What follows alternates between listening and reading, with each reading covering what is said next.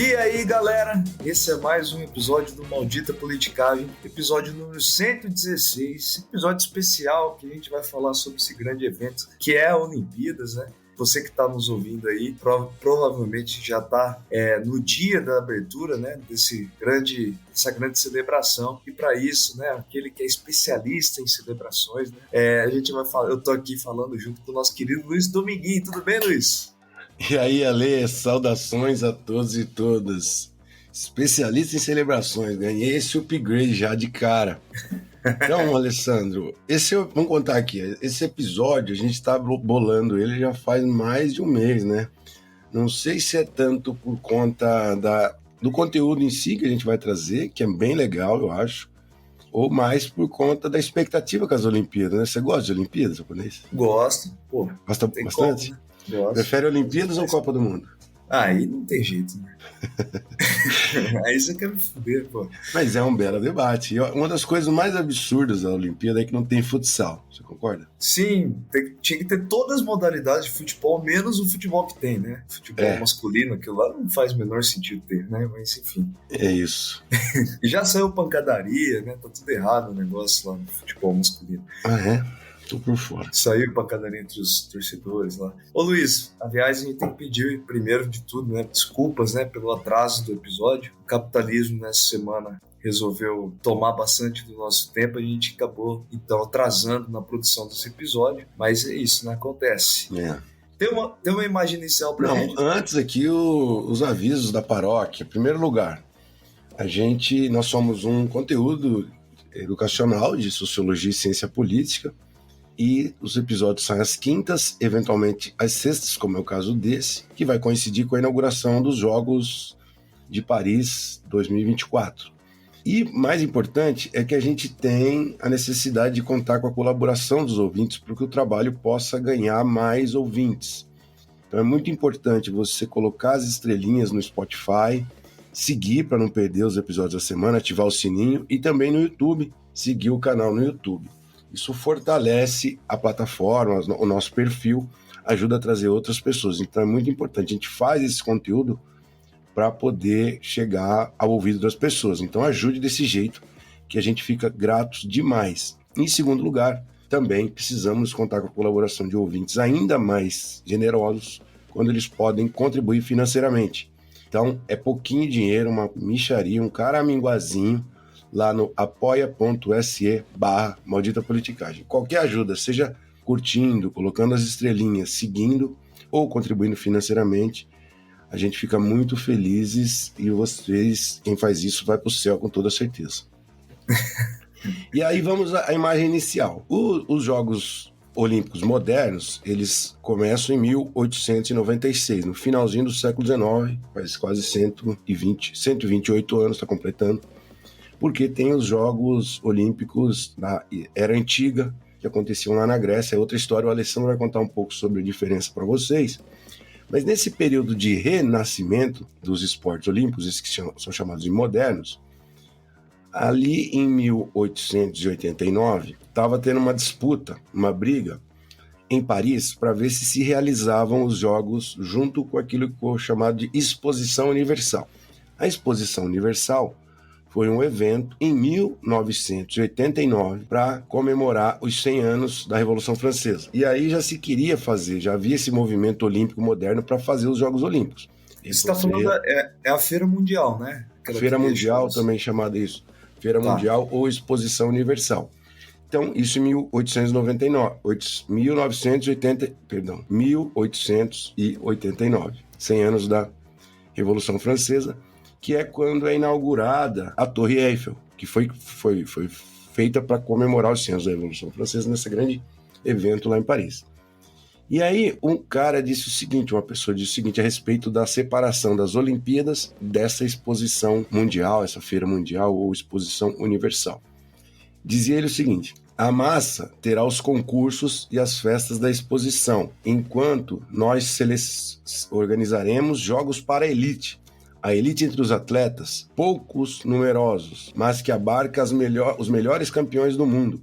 A elite entre os espectadores, homens e mulheres da sociedade, diplomatas, professores, generais e membros do Instituto. O que poderia haver para eles o mais primoroso e delicado do que uma garden party em Dampierre? Então, e aí a massa ia assistir a exposição, a massa ele se referia aos trabalhadores, às classes populares. Então, esse é o espírito de criação das primeiras edições dos Jogos Olímpicos Modernos. Uma festa para a elite, nós vamos desenvolver isso ao longo desse episódio. Que tristeza, hein? Porra. Que tristeza. Garden Party com o espírito olímpico, que coisa tenebrosa. Bom, vamos lá, galera. No primeiro bloco a gente vai para a teoria, a gente vai ver como um importante historiador, a gente vai deixar esse suspensezinho, daqui a pouco a gente revela, né? Olha para os Jogos Olímpicos e o esporte no geral, né? Esses grandes eventos, a forma como o esporte tomou esse modelo a partir do século XX, principalmente. Depois, no segundo bloco, a gente vai pincelar uma série de outros assuntos, né? Na verdade, esse assunto da Olimpíadas, ele tem um monte de discussão, um monte de tipo de foco teórico diferente. A gente seleciona algumas dessas e coloca aqui também uma pequena história da criação desses Jogos Olímpicos modernos. No terceiro bloco, como de sempre, a gente... Dessa vez não viajamos para Querência, né, Luiz?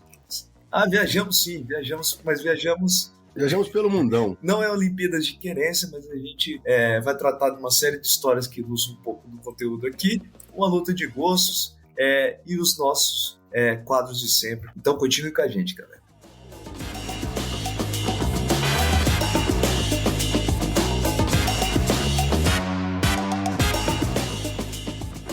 Ô Luiz, você sabe que, para a gente dar início aqui, eu vou contar uma história pessoal, pode? Pode, tá, vamos lá. Hoje está demais, vamos lá. Você sabe que eu tinha uma Olimpíada na minha vida pessoal. Minha escola era aquelas que os jogos interclasses eram importantes pra caramba, assim, né? Aquela coisa assim, eu ficava esperando um ano inteiro para ver se eu ia ser titular do time, pra gente chegar naquela semana e ganhar as coisas. Até que uma vez eu fui titular do time e fui expulso no primeiro jogo, né? Tem um carrinho errado do cara, fui expulso. Quase saí de campo quase chorando.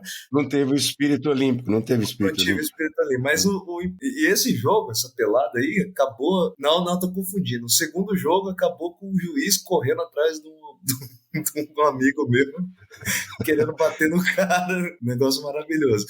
Pessoas boas lá em Lins, hein? Então, mas sempre tinha isso, né? Eu acabava esperando muito tempo por aquele evento que ocorria no meio do ano sempre. Existe uma relação de escola com esporte? Ela é a base desse primeiro bloco aqui, Alessandro, porque é o seguinte, eu falei a frase ali, entre aspas, depois a gente conta quem que é, mas é o cara que inventou os Jogos Olímpicos, muitos devem saber, já sabem, mas a gente dá detalhes sobre ele daqui a pouco. O fato é o seguinte, para a gente pegar a trilha aqui do Eric Hobsbawm, que é um guru do Maldita Politicagem, aparece em tudo que é episódio, e ele está de novo aqui para ajudar a gente com essa relação entre o ensino, a educação e a prática esportiva. Isso é um fenômeno lá do século XIX, do período famoso, que é o período da Belle Époque, ou a Bela Época, que é o período de crescimento, expansão do capitalismo. Vai de 1870 até a Primeira Guerra Mundial, 1914. Então, quase 50 anos de euforia e delícias do capitalismo, né?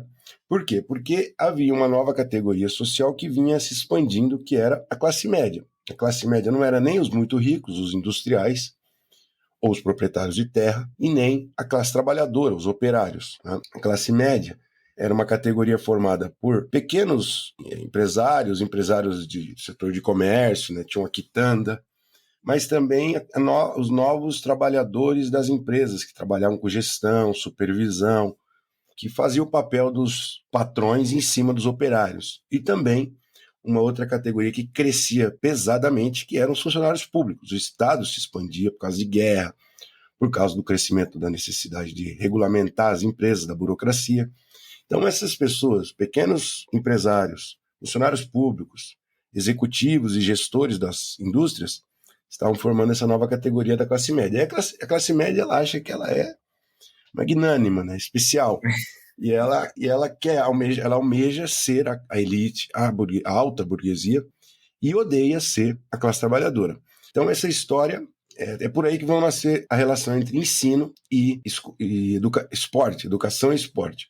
Mas são 4 fatores que vão meio que tirando a burguesia desse ideal, não, tirando não, que jogam a real para essa burguesia. Em primeiro lugar, é o seguinte, nesse período também, final do século XIX, estava acontecendo a democratização política. Então, voto universal, direito de voto para os trabalhadores, a organização desses trabalhadores em grandes partidos, em grandes sindicatos. Então, a burguesia estava perdendo muito a sua influência política. Em segundo lugar, o afrouxamento das ligações entre essa nova burguesia e os valores puritanos, os valores dos calvinistas, enfim, os valores que definiam uma vida de muita poupança, de não gastar. Isso foi fundamental no nascimento da burguesia nos séculos anteriores. Mas agora, no final do século XIX, você estava lá em Londres, em Paris, em Berlim, em Viena, você já estava numa condição mais bem confortável e você queria gastar, né? Então já tinha um outro espírito do capitalismo aqui. Em terceiro lugar, a família burguesa, em função dessas mudanças, ela vai também mudando a sua estrutura. Já que essa casa ela tem um funcionário ou 2 funcionários, então a alta burguesia tinha lá 15 funcionários, 30 funcionários. Essa classe média consegue contratar uma doméstica, pessoas para cuidar do jardim. O efeito é mais importante, em primeiro lugar, sobre as mulheres, porque as mulheres têm uma certa emancipação do trabalho doméstico, dessa burguesia mais emergente. Então a mulher começa a ter tempo livre. Aí a segunda categoria, a juventude, os jovens, já não precisam trabalhar, como se dava entre os trabalhadores, a classe operária. Então você tem os jovens aí que não tem o que fazer. Então você tem que botar eles na escola. Em quarto lugar, né, você já vai ficar, né, coçando, tem que estudar, né? E essa ideia de que os jovens devem se dedicar exclusivamente ao estudo, né, para depois... Por quê? Porque a burguesia, essa pequena burguesia, essa classe média, almeja serem os ricões, né? E aí, portanto, tem que estudar. Não tem outro jeito, já que não tem herança. E aí, esse aumento quantitativo faz com que eles procurem um estilo de vida próprio para se diferenciar dos trabalhadores. Esse estilo de vida é casas típicas, né, casas bonitinhas nos bairros suburbanos dessas grandes cidades europeias. O ensino para poder se diferenciar dos trabalhadores por meio de um vocabulário melhor, um sotaque diferente, defender valores da modernidade, o iluminismo. Então, a moradia em tipo bairros de classe média na periferia, a escola, e, em terceiro lugar, uma forma de se afirmar e se distanciar é por meio da prática esportiva. Por quê? A gente vai explorando aqui, mas porque o esporte denotava tempo livre. Pô, você pratica esporte, você não tem que é porque você não está na fábrica. Então, o grande objetivo da classe média era a distinção social. E esses elementos são fundamentais para isso. E os esportes, eles tinham, né, uma raiz, né, no começo, né? A gente falou, inclusive, lá no episódio sobre o futebol, né, que a gente acabou utilizando o Norbert Elias. A maior parte dos esportes nasce nos pés ou nas mãos do pessoal da aristocracia, né? Com o tempo ali, nessa bela época, como é que você falou? Você falou com um sotaque maravilhoso. Belle Époque. Belle Époque. Esse período histórico aqui tem uma mudança, né? Foi mudando, alterando pouco a pouco, né, para a introdução das classes médias, inclusive também nesse período que começa a profissionalizar, né? Falando principalmente do futebol, do rugby, desses esportes de equipe, começa a ter aqui a profissionalização, porque a classe média não podia ficar vivendo que nem a aristocracia vivia, né? O Hobsbawm diz o seguinte: desde sempre, a aristocracia, portanto, desde a Idade Média, desde sempre, mas desde séculos antes, a aristocracia tinha atividades de lazer e de passatempo. Pô, a aristocracia ela não faz nada, né? Ela só vai para a guerra e depois fica de boa, faz jantares, né? E aí eles tinham muito tempo e aí eles se especializavam em atividades ligadas à equitação, que é coisa com cavalo, a matança, usando a própria expressão dele, quer dizer, ataque a caça, matar animal, e atividades físicas umas contra as outras, portanto, luta, esgrima, que é negócio com espada,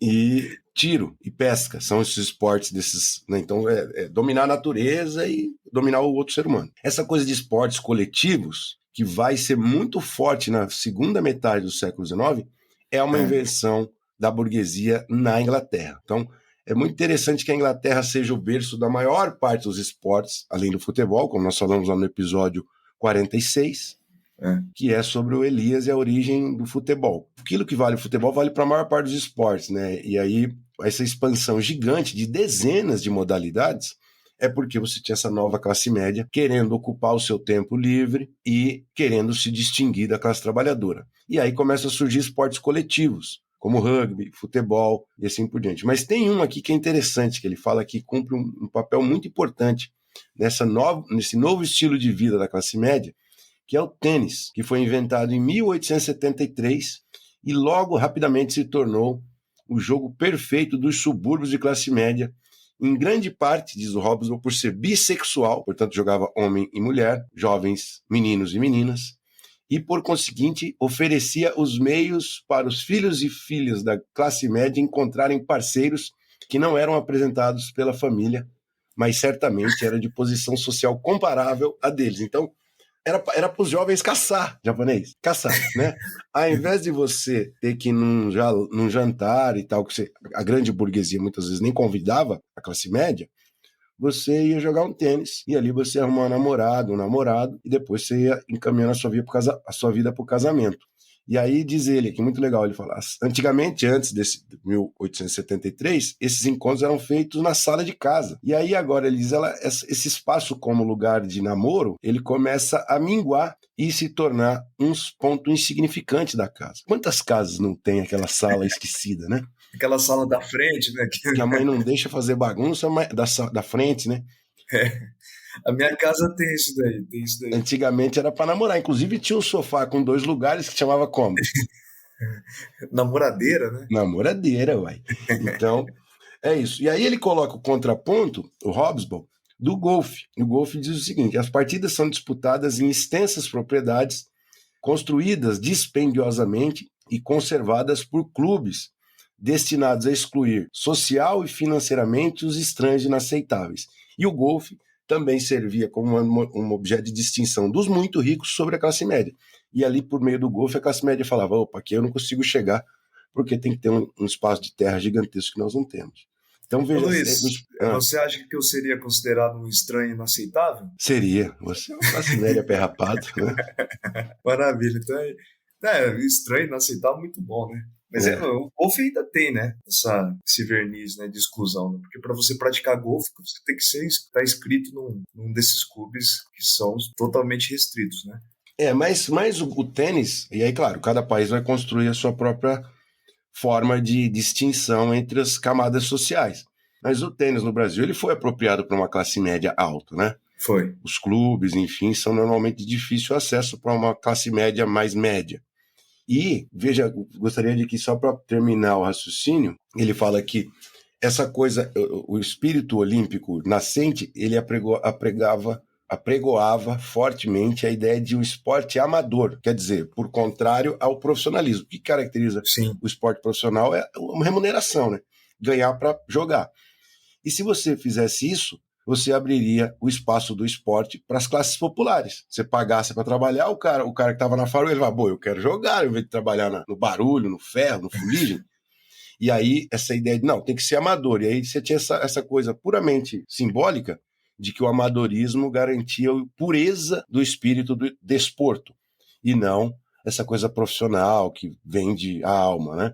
E aí as modalidades da primeira Olimpíada, que foi em 1896, moderna, olha lá, atletismo, ciclismo, esgrima, ginástica, halterofilismo, lutas, natação, tênis e tiro, eram 9. Interessante é que aqui mostra muito essa mescla de atividades aristocráticas, como tiro e hipismo, como atividades já de classe média, como a ginástica, a natação e o tênis. Então, essa é a primeira Olimpíada. Hoje já são 46 modalidades, a coisa cresceu muito, né, nos últimos 100 anos. Vamos testar aqui se você fez bem essa pesquisa em casa aí. O que é halterofilismo, meu filho? É puxar ferro, né? É puxar ferro? Levantamento de peso, esse tipo de coisa? Eu acho que algumas dessas... Ou mostrar músculo, não sei. Isso não é mostrar músculo, é aquela que que o Schwarzenegger fazia, é outro nome isso. Qual que é o nome disso? Não sei, cara. Já eu acho Aquele aqui. lá que o cara fica entortando e tal. Ele fica assim pros lados e tal. Você viu aquele cachorrinho ali? Desse tamanhozinho assim? Então, não, é legal essa história que você trouxe aí. Combina bem, né? A gente deixa, inclusive, a recomendação aqui com a história do futebol, né? No caso do Norbert Elias, sempre houve por parte da aristocracia, principalmente britânica e francesa, uma resistência gigante a essa profissionalização do esporte, né? Se a gente volta nos primórdios lá do futebol, o futebol ele era disputado lá para aquelas universidades super aristocráticas e ele vai caminhando para a classe média pouco a pouco, assim, né? Quando ele vai se profissionalizando. E como o futebol foi muito rapidamente, rapidamente aqui significa 20 anos, 15, 20 anos, apropriado por outras classes, era muito típico de trabalhadores de fábricas, né? Então, no Brasil, o primeiro campo de futebol que teve foi uma filial de uma fábrica inglesa. Então, a Inglaterra ajudava a exportar por causa das empresas, e aí quem jogava eram os trabalhadores depois do expediente ali, de tardezinha e de noite. Indústria e porto, né? Porto. Indústria e porto sempre que estavam relacionados ao surgimento de times de futebol. E o esporte aqui do Schwarzenegger é o fisiculturismo. Diferente do halterofilismo. Aí, ó, o cara não sabe as coisas. Luiz, tem uma tabela pra gente ou não? Tá tendo tabela? Temos. A tabela é a seguinte. O nosso queridão, o dono da frase da abertura é o Pierre de Coubertin. Já vamos acabar com o mistério, mas ele dizia o seguinte, ó. Os Jogos Olímpicos são a exaltação solene e periódica do esporte masculino, com o aplauso das mulheres como recompensa. Coubertin foi um oponente da participação das mulheres até a sua morte. Esses dias, isso está nos trabalhos de historiadores, né?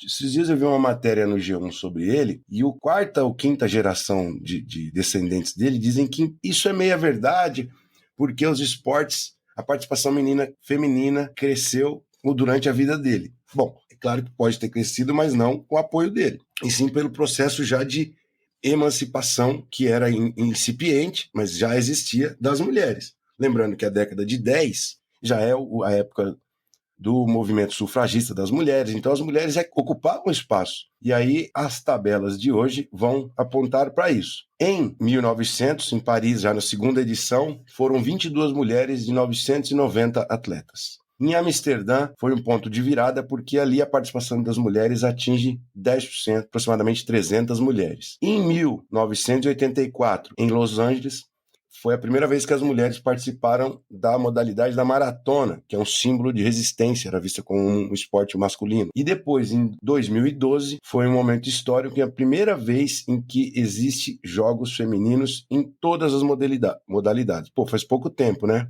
Muito pouco tempo, pouco mais de 10 anos. E aí, por último, agora, nesse ano, é quando o percentual dos dois sexos se equivalem em 50% para cada um. Então é um marco também nessa história de ocupação de espaço pelas mulheres. E por último, que você colocou aqui, no Brasil nós teremos 301 atletas com 123 homens e 153 mulheres. Portanto, a representação brasileira já é maior que a masculina no Brasil. Bom, coisa boa. Número de atletas, né? A gente está falando, né?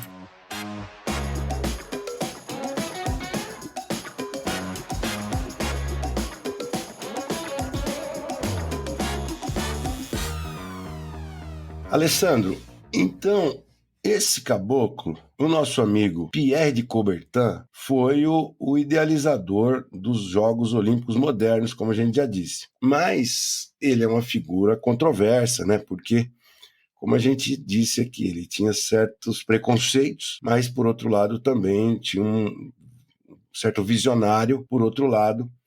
Então, a gente primeiro falou, né, dessa visão elitista que ele tinha, mas ele também tinha uma visão de educação um pouco mais progressista. Como é que é? A gente pode até tá confundindo aqui a cabeça do nosso ouvinte, né? A gente falou no primeiro bloco que os esportes modernos ganharam uma redefinição, né, com o surgimento desses valores burgueses, né, com essa nova classe média que ascendia, que queria montar as suas próprias modalidades, etc. Então, o Pierre de Coubertin, esse que a gente está utilizando, esse nome aqui não é um nome, né? Na verdade, é como se fosse um título, porque ele era um barão de Coubertin, né? O nome dele é outro. Ele é um cara completamente da aristocracia francesa. E por que ele foi criar as Olimpíadas? Aí vamos passar por uma leve historinha dele aqui, né? O cara era pedagogo e historiador, apesar de todos os preconceitos que ele tinha, a preocupação dele era com a educação e com a história do país, né? De origem aristocrática, e em um determinado momento, no final do século XIX, ele decidiu visitar as escolas inglesas, né, pelo retrospecto que as universidades, as escolas inglesas começavam a ter ali naquele momento histórico. Foi para lá e ficou impressionado da forma, né, que os ingleses estavam começando a redefinir aquela instituição educacional. Os franceses eram muito mais tradicionalistas nesse sentido. E uma das coisas que chamou a atenção dele, principal, aliás, foi o papel que o esporte desempenhava na educação. É preciso lembrar aqui que não tinha educação física lá atrás. Né? Se a gente voltasse na escola do século XIX, não existia educação física. Os ingleses colocaram pela primeira vez isso e o Pierre de Coubertin achou aquilo uma maravilha. Né? Pô, isso aqui mesmo. Ele escreveu até um livro nesse negócio chamado Educação na Inglaterra, de 1888, e lutou muito pela introdução da educação física no currículo escolar. O porquê disso, que ele achava tão maravilhoso assim, segundo ele, o esporte organizado cria uma força moral e social ali, né, na relação dos caras. Os caras vão jogar ali, eles ganham esse espírito olímpico que a gente está falando, né, todo um sistema de cooperação, a galera toda fica muito forte mentalmente e socialmente falando, dentro das quadras, dos campos, etc. E, além disso, em período já de tensão, ali, de guerras, vai dizer o Coubertin que os esportes são uma forma muito eficaz, eficiente de manter a população ali forte fisicamente, mesmo preparada para um possível campo de batalha, né? O terceiro você já acabou falando, né, que evita, né, esse tempo desperdiçado. Tempo desperdiçado aqui, entenda como a galera começar a beber demais, né, a galera se embriagar demais. No caso da Inglaterra, da França, o esporte retira o indivíduo do bar, do pub, de forma muito demasiada. Então, na cabeça do Coubertin, que tinha uma visão bem funcionalista, é interessante isso aqui, né? Ele está na mesma época do Durkheim, então dá um match aqui no pensamento desses dois aqui. Então ele definiu, se introduzir o esporte na escola, o esporte traz uma série de benefícios para a ordem social, enfim, né, para a população no geral, cumpre um papel fundamental dentro da pedagogia. E aí, Luiz, o nosso querido Coubertin, ele tinha uma paixão enorme pela Grécia Antiga, estudava muito, né, como bom aristocrata, ele falava muito sobre Grécia Antiga, aquele negócio todo, aquele povo maravilhoso, etc. Seria amigo seu, japonês, essa conversa? Não. É difícil, né? Eu não gostei, não. Gostei, mas vai. Não, ele é amigo do episódio, vai. Ele é amigo do episódio por enquanto aqui, né? E aí, lá na Grécia, tinha um negócio, um conceito de centro de treinamento, né? Que tinha ali nesse centro de treinamento uma orientação daqueles que eram os mais velhos, né? Principalmente ex-atletas, orientando aqueles que eram os mais jovens, mais fortes, né? E ele via aquilo como o ideal a ser seguido, né? Porque ali significava a transmissão de valores, de habilidades dos mais jovens, dos mais velhos para os mais jovens, uma disciplina, né? Enfim, uma série de valores que eram mantidos nesse centro de treinamentos, algo que existe hoje, né? Mas naquele período eu acho que não tinha nada parecido, né? E por esse amor com a Grécia Antiga, o Barão de Coubertin aqui, o nosso querido Pierre, ele lutou muito para que primeiros Jogos Olímpicos fosse disputado lá na Grécia Antiga, né, no mesmo local. E ele lutou também pela manutenção de toda essa simbologia, né, essa coisa da tocha, que tem um lugar específico para acender a tocha, né? E se apagar a tocha, tem que voltar lá naquele lugar e acender de novo. Esse negócio da volta olímpica, enfim, toda essa simbologia especial que o Coubertin defendia. E aí, enfim, o cara faleceu, né? Você falou, ele não defendia as mulheres no esporte, não defendia a pobre no esporte, não defendia porcaria nenhuma. O cara era aristocrata pra caramba. Na verdade, ele era apaixonado pelo papel, pela função, né? Para usar o nome da teoria que ele combina aqui, o funcionalismo. Ele era apaixonado pela função que o esporte poderia cumprir na sociedade, né? Basicamente isso. E aí, Luiz, eu fui procurar sobre o Comitê Olímpico, né? Como que é feito, né, a escolha desses presidentes. Porque, por incrível que pareça, quase 130 anos, 128 anos, né? O COI teve apenas 9 presidentes, cara. Sabia disso? Um deles, o Barão de Coubertin, esse que a gente está falando. E dentro desses 9 presidentes, 8 europeus e um norte-americano. Um negócio pouquíssimo democrático, apesar de hoje em dia eles falarem que o COI é eleito, né? Voto secreto, todo mundo, mas o voto é tão secreto que ele nunca, não tem dado, não tem nada. Não tem? Não tem nada, é só assim, a voto é secreto, né? O cara foi eleito ali, pronto. Luiz Domingos foi eleito, agora eu sou presidente do COI. É só isso que acontece. E por que os jogos são de 4 em 4 anos? Porque a Copa do Mundo é de 4 em 4 anos? Para rebater ou não tem nada a ver? Tem nada a ver.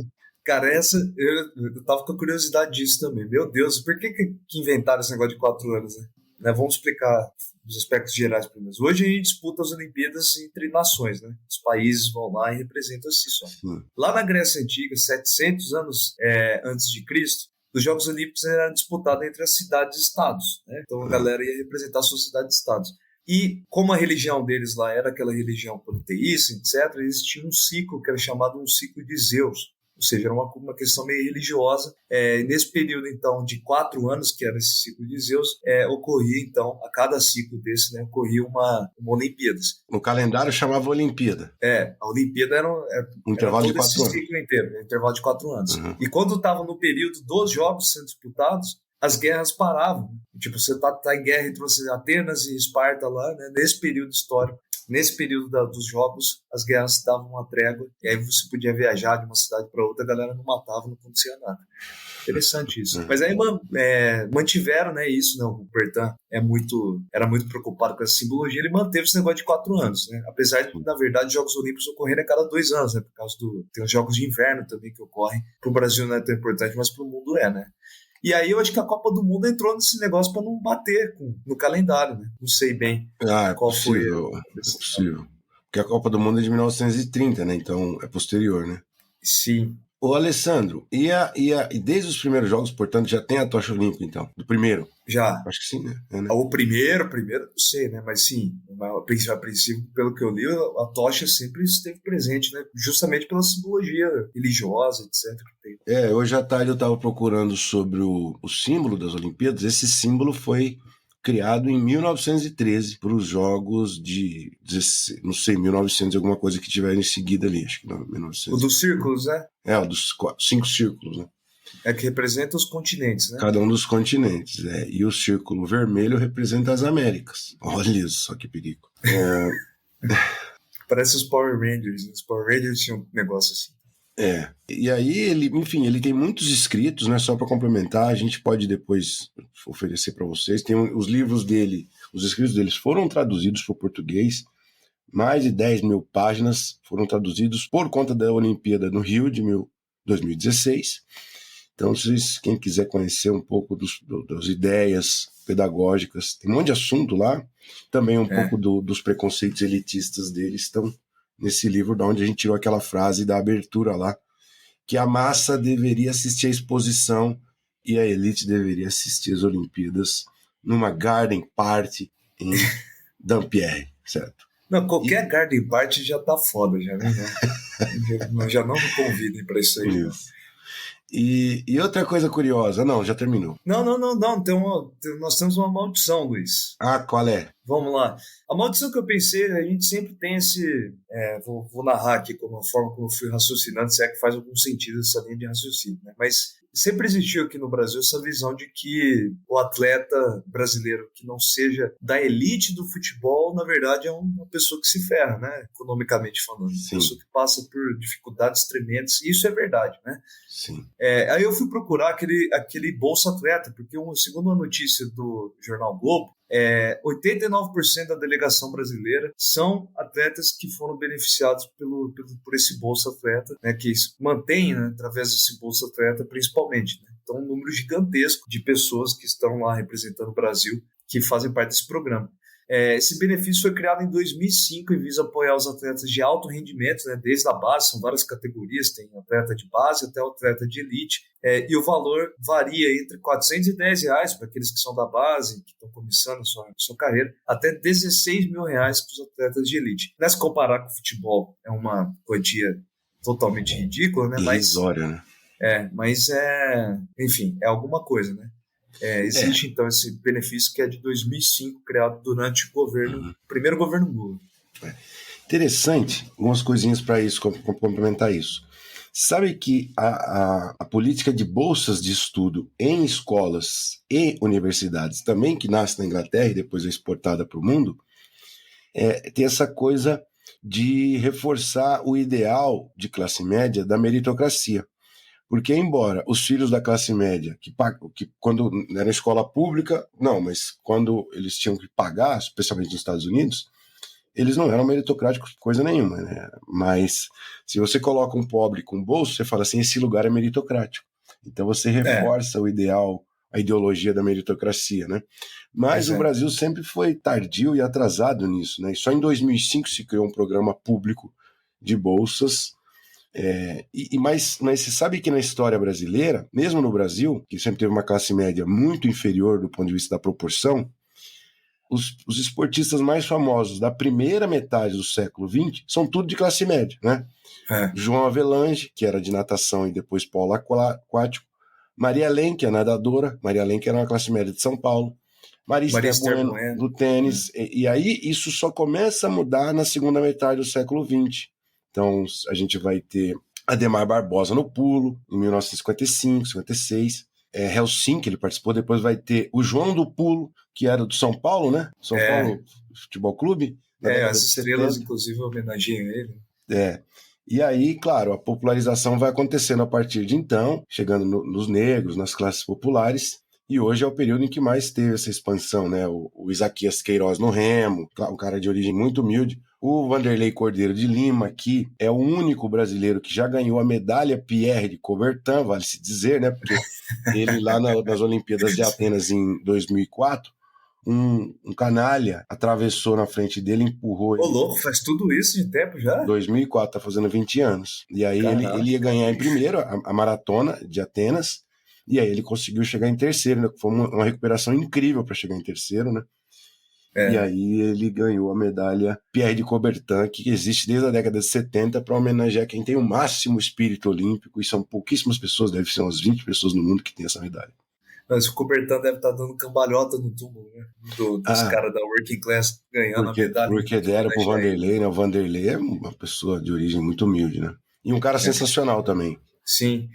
Outra coisa que eu acho que vale ressaltar aqui, Luiz, é o papel que o Exército cumpre, né? Muitos dos atletas brasileiros, né, nessa escassez de recurso, de estrutura principalmente, né, o Exército brasileiro acaba sendo um dos berços, né, de muitos atletas. Inclusive o Ezequias, né? O Ezequias que agora na edição desse ano vai carregar a bandeira na cerimônia de abertura. É monstro.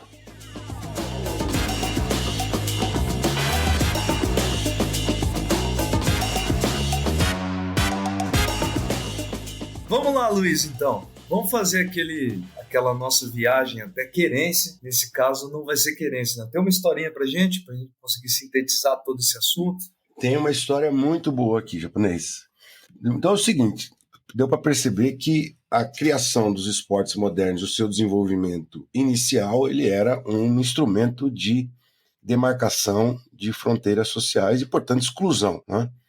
Então, os trabalhadores não eram convidados pela classe média para jogar tênis ali, pertinho ali, para poder namorar. Eram excluídos da prática esportiva e, claro, portanto, sequer tinham condições de chegar a pensar em jogar nas Olimpíadas. E aí, o Socialist Workers Sport International criou as Olimpíadas dos Trabalhadores, sabia? Foram 3 edições na história. A primeira... Será que essa daí eu tenho chance?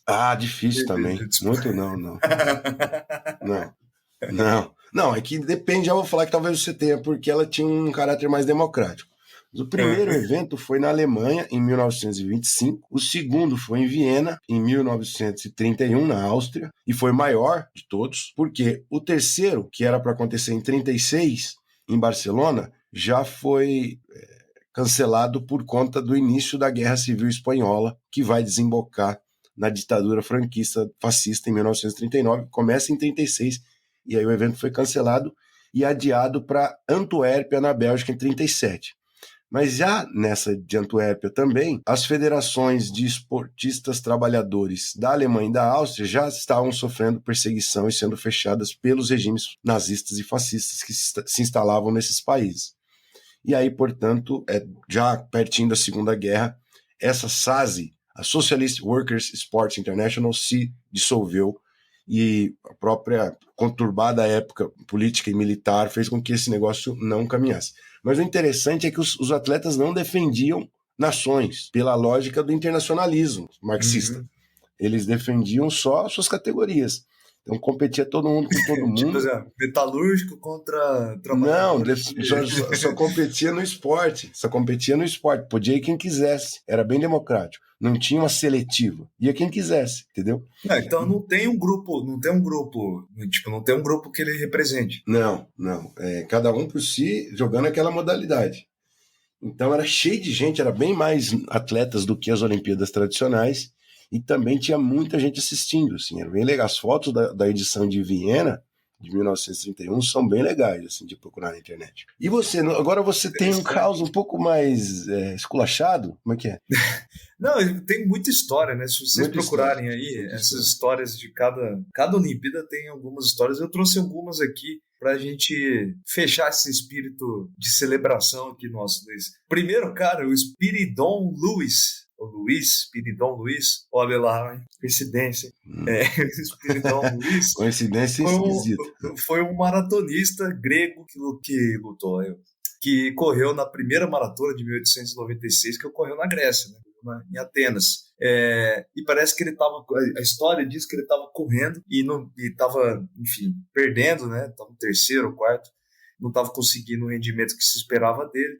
E aí ele, meio pé da vida, parou, tomou um gole no meio do caminho e voltou a correr e ganhou a prova. Durante a maratona ele deu um tapa? Durante a maratona ele parou, tomou um gorozinho e voltou a correr, diz a história. Então esse daí é a primeira lenda, né? Spiridon Luiz. Bom, e o outro cara é um malandrão. O pessoal fala que brasileiro é malandro, mas olha esse cidadão aqui, também numa maratona. O Frederick Lors parou, né, no meio do negócio, pegou uma carona num carro, desceu lá perto da largada. Da chegada? E ganhou a prova. De maratona? A prova de maratona? Ganhou a prova da maratona. E aí ele tava lá todo feliz, comemorando. Só que ele viu que tinha alguém já olhando para ele, né, falando no pé do ouvido do organizador da prova. Daí ele falou, pixe, fudeu, né? E ele foi lá e confessou. Antes de cair a casa dele, ele confessou que ele tinha pegado uma caroninha e tinha trapaceado para ganhar a prova. Ele é o anti-Vanderlei Cardoso de Lima. É o anti-Vanderlei Cardoso. É o contrário, né? O Frederick Lors, portanto, na Olimpíada de São Luís, em 1904. De novo São Luís aqui, Luiz. Uhum. Olimpíada dos Trabalhadores. Gostei desse negócio aí. Olimpíada dos Trabalhadores, batuta, né? A gente podia aprender um pouco mais sobre isso na escola, né? Gostei. Vamos lá, Luiz. Eu vou trazer uma luta de gostos para você. A Olimpíadas tem um monte de modalidade que entra e sai, né? Dos Jogos Olímpicos. Mas algumas delas duraram pouquíssimo tempo, né? Eu vou perguntar para vocês qual dessas modalidades você gostaria de assistir sentado no seu sofá, né? Se divertindo. Veja lá. Corrida de balão de ar quente. Cabo de guerra ou duelo de pistola? Aí tem que pagar para não assistir, né? As três deve ser muito chato. Você sabe que... balão de ar quente deve ser um pouco mais legal. Balão de ar quente. Porra, é o mais chato, cara. Não. Imagina que legal você ver um cabo de guerra ao vivo. Não, cabo de guerra é bacana. Quem lutou cabo de guerra na escola tá maluco. Tem que ter lutado. Dos esportes mais divertidos. Balão de ar quente, ver um monte de balão andando a 5 km por hora, deve ser chato demais. Sabe o esporte que devia ter? Porque você sabe que a gincana escolar ela é uma mini Olimpíada pra piazada, né? E devia ter nas Olimpíadas, claramente, duas modalidades de gincana, que é a corrida de saco e a outra da corrida do ovo. Correr com o ovo. É sensacional aquilo lá. Se tiver entretenimento melhor que aquilo lá, me mostra. Que o cara tem que... Como é que chama aquele que tem que girar com a cabeça no pau? E bater no e depois sair correndo torto? Não, isso aí é a Olimpíada do Faustão, pô. Você tá Não, isso daí tem. Como é que é o nome disso daí? Pois é, bom demais. Mas se tiver entretenimento melhor que esses dois grandes esportes, que é corrida do saco e corrida do ovo, me mostrem porque não é melhor do que uma partida de final da Copa do Mundo de futebol. Alessandro, agora vamos falar das modalidades, isso que eu queria lançar, das modalidades atualmente existentes. Existem muitas esquisitas, hein? Eu não vou implicar com a galera do skate, que eu sei que tem muitos praticantes e amantes do skate entre os ouvintes do Maldita Politicagem, mas eu gostei de uma abordagem do Falha de Cobertura, que eles estavam analisando as Olimpíadas de Tóquio, E eles falavam, o skate acho que entrou ali, né? Primeira vez, em 2021, na pandemia. Eles diziam o seguinte, é que estava um calor escaldante lá em Tóquio e os atletas faziam pausas para se hidratar, usar drogas e escutar um disco do Suicidal Tendencies, que é um punk pesadão. Aliás, eles fizeram um show aqui em Curitiba agora há pouco, né? Mas isso daí foi no Fala de Cobertura que falaram Foi, isso? é muito bom. Esse show do Suicidal Tendencies é bom demais. Bom, agora vamos às modalidades esquisitas, que talvez faça muita diferença para algumas culturas, mas para mim não faz muita. Primeiro, badminton. Não tinha lá em Querência e nunca vai chegar lá, porque lá as pessoas gostam de corrida de saco. Hein? Badminton. Consegue acompanhar o badminton? Eu vi hoje uma matéria que o badminton está se popularizando em São Paulo. Que loucura. Com certeza jogar uma partida de badminton e depois fazer uma garden party. A petequinha, ela voa a 400 km por hora. Como é que a pessoa é capaz de chegar a petequinha? Você não jogava peteca lá na reitoria? Não, mas a peteca... Não, claro que não. A petequinha pequenininha que eles batem com a raquete, rapaz, ela vai muito rápido. Não dá pra ver na televisão. Não tem jeito. Não, mas na hora que cai, ela diminui. Sei, não. Velocidade. Né? Diminui para 300 km por hora. Tem outros também. Eu vi que tem equitação, tem o hipismo. O hipismo é de pular, né? Os obstáculos. Mas a equitação é só você fazer o cavalo andar. Sossegadão, assim. Cuidando da respiração, cuidando da postura. Tem essa prova. Não é possível. Não é corrida? Não, ela é um critério da prova de hipismo. Mas eu acho que o critério deveria ser só pular é tipo a elegância, assim. A elegância. Então. Aliás, o hipismo, que é outro esporte de super ricos, né? E olha que caricato. Chega a ser caricato, né? A quadra de hipismo das Olimpíadas de Paris é no jardim do Palácio de Versalhes. Meu Deus do céu. The football is coming home, the hipismo is coming home, né? Voltou para a aristocracia, né? Inacreditável. Parece piada pronta. E você? Imagina uma corrida de hipismo lá no ginásio em Querência. Não, lá em Querência é você. Lá em Querência você no pasto tradicional. Lá em Lins os cavalos iam morrer de calor. Bom, vamos lá, Luiz. Tá ficando longo já. Vamos encerrar aqui. Não, você simplesmente não tem um esporte esquisito. Eu queria saber das pessoas quais esportes vocês têm implicância e vocês gostam muito da esquisitice desse esporte. Um esporte que deveria ter nas Olimpíadas, alô, COI, tem que ter bocha. Mas tem bocha. O bocha na Olimpíadas é aquele do gelo lá, como chama? Não, aquele lá é o curling. Curling é parecido. Bocha, mas é jogo só fica o cara escovando lá o negócio. Lá, muito bom. O curling é muito interessante. Você gosta de assistir curling? Quando eu era moleque com meu irmão, a gente falava, olha o que o cara tá fazendo. Não acreditava. Ai, cara. Então é isso. Vamos marcar então de assistir um curling qualquer dia desse. Alessandro, é muito bom falar sobre esporte, sociologia do esporte, tal como no episódio 46. Então hoje nós tentamos aqui uma explicação socio-histórica do surgimento do esporte moderno, do desporto moderno. Caso vocês queiram mais conteúdo sobre isso, escrevam pra gente que a gente prepara mais. É isso então, galera. Muito obrigado pela audiência, pela companhia. Espero que vocês acompanhem aí as Olimpíadas de Paris. Abraço.